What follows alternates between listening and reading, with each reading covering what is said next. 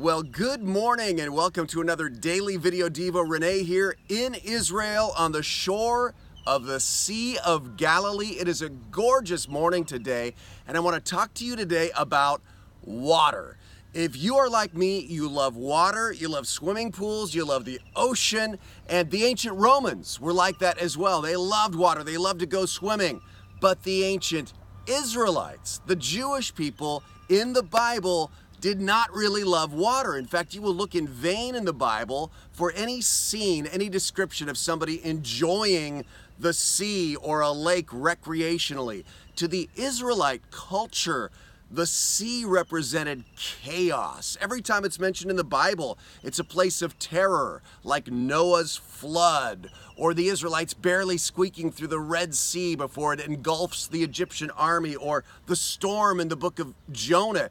It's always a place of fear, a source of anxiety, until Jesus comes along to change all that.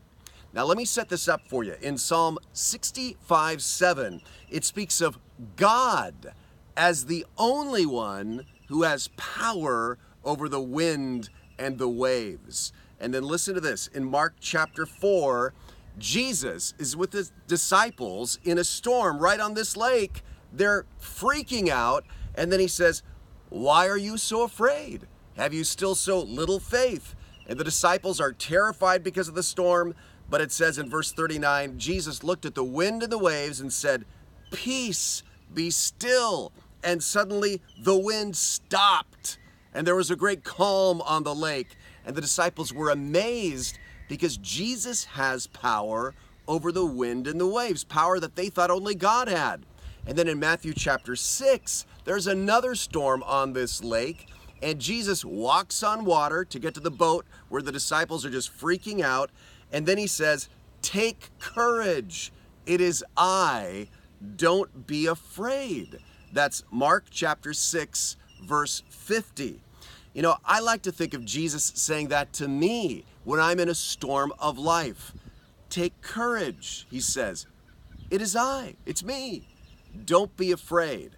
I just want to invite you right now to think over the things that represent chaos and fear and anxiety in your life, just as the water, the sea, the ocean represented fear, anxiety, chaos to the Israelites in the Bible.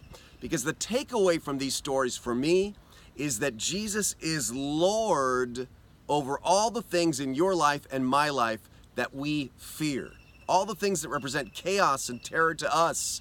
Now, for you, it might be fear of the future, or it might be something like fear of needles. Whatever it is that you're afraid of, I want you to imagine right now Jesus saying to you, "Take courage. It is I am with you. Don't be afraid."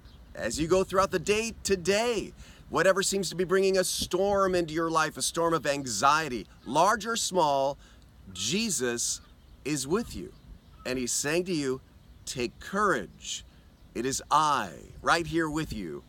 Don't be afraid. You do that, and I know you are going to have a great day no matter what storms come your way.